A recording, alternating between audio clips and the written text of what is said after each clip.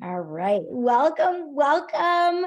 This is today we have Dr. Rebecca Berry, who dear friend and fellow meditator and soul sister.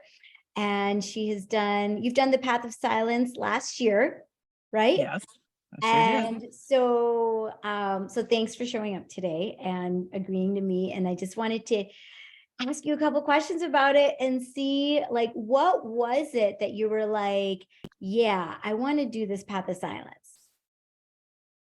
So as you say, I am a fellow meditator, and I feel like that really is an integral part of my life and has meant a lot to me. So I'm definitely comfortable with the idea of silence, at least in little chunks.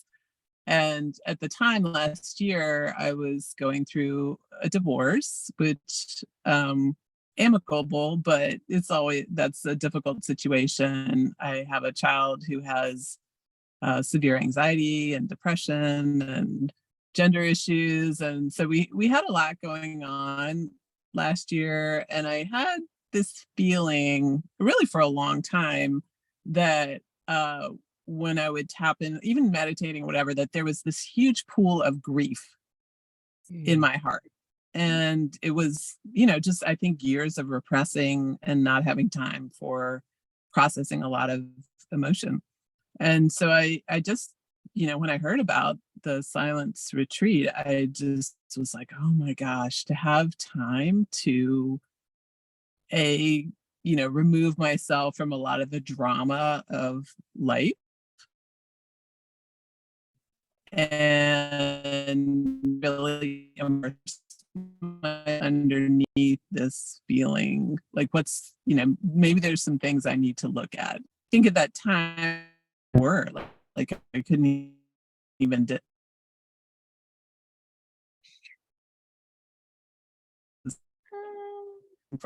way on this and just feel better day to day.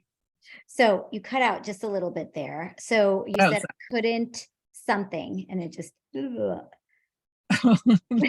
Was that just right at the end there? Yeah. You're like, I couldn't.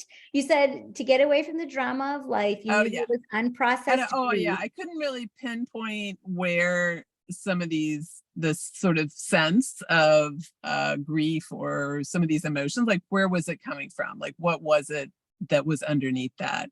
And I just felt like having some time to process that would be helpful for me, just to get to a feeling of peace and happiness in my life is really what I want.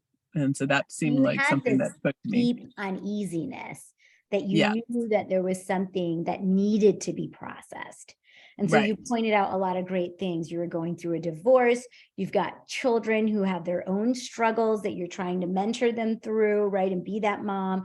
And you also have all of your own deep grief that from different parts of your life, different times in your life, that, when we are working women, supporting our families, we have this, another author coined the term rushing woman syndrome.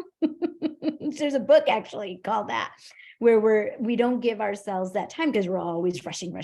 And so to be able, you knew that it would be a big gift to yourself to be able to just kind of process all that so you could really move forward. Does that sound right?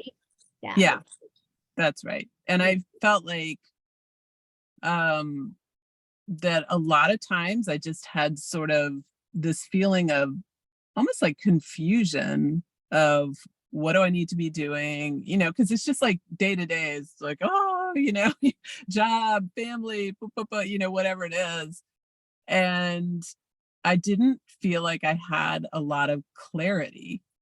And what I realized even, you know, during that time when I went to the retreat and afterwards is like you really need time, and we don't give ourselves time. And I, carve out time to meditate each day, but it's not a long time, but it's a commitment. But to have like a week for yourself, to have time, it brings so much clarity. And it's really difficult to carve out that kind of time day to day. But it just, the amount of stuff that I was able to clear out, process, forgive, all of that, like in that week, it's amazing. When I think back on it, it's like I was the person before I went to the silence retreat and a Mhm. whole different person when I came out of the silence retreat. Yeah, huge. So what would you say was something that was surprising for you? What was your expectation? And then when you came out on the other end, you're like, holy crap, like I didn't realize it would be this.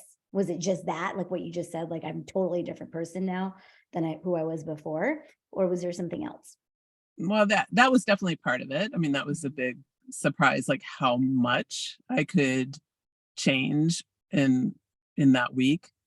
And also just like how much I was craving being supported and held in a container. And like the energy of the people running the retreat, just the level of care and compassion that they had. And just, it's literally like being held in this little kind of cocoon of love. And you just feel this, the love of this container that is set up just to support you and in your individual process. And it's just really beautiful. Exactly. And you said it so beautifully, Rebecca, because for me too, like I've been on large silent retreats with Deepak Chopra with 150 people. And I think you said it perfectly. Like when I did the Path of Silence twice, it was that feeling of being held and nurtured in love that I've never felt before. And so I was like, I have to try to bring this to more people because every soul needs that, needs this. Hmm. Because as women, right, we're always taking care of everybody else and who's holding, Hmm. right? Especially as we become adults and go on our life journey. Um, so was there anything that you were really scared about or worried about when you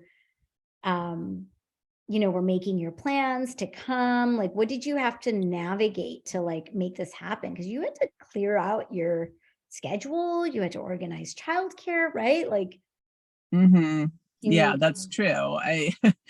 Yeah, I think just getting my kids on board with me going, and my ex taking care of the kids and dogs, and being away from my practice for a week, and just the stuff of life. And I really wasn't sure my one child would be okay for the week, but Yeah. again, having that container, like once I got there and I was there, I was just like, I'm free. like I just was able to totally let go. And I do think the way it was set up was very helpful for that, of just like, it's like a big sigh of relief. Like I'm here, totally present, everything was fine. It was actually totally fine. Everything was good. I got back. The house was still standing. Like everything was good. The kids were And alive. the kids were alive. They They were weren't emotionally fine. traumatized because you left them for a week, right? Yeah. So everything was good. And yeah, it was just amazing. But of course, you have to make a commitment, and then the things start to fall into place. And it's like, oh, yeah, actually, this is going to happen. And so it was worth it. Well worth all the things getting it ready, for everything to happen. Yeah, awesome. So if there was one word, this is gonna be kind of like a Oprah-esque super soul center question, right? If there's one word for you to describe the Path of Silence retreat for you, what would it be?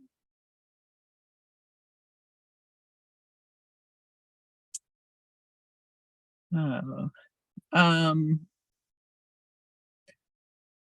well, gosh, as I came out of it, peace. Mm, So being there, love. and not say I didn't have love coming out of it, but just like as I was I mean, I just had so much peace in my heart and in my soul coming out, like so much I had just left behind that I didn't need to carry anymore. So a light, that's beautiful. Thank you. Thank you so much. Yeah, it's an So, amazing experience. I mean, I really would love for every human to have the opportunity to do this. yeah. So registration ends July 5th. Spots are limited.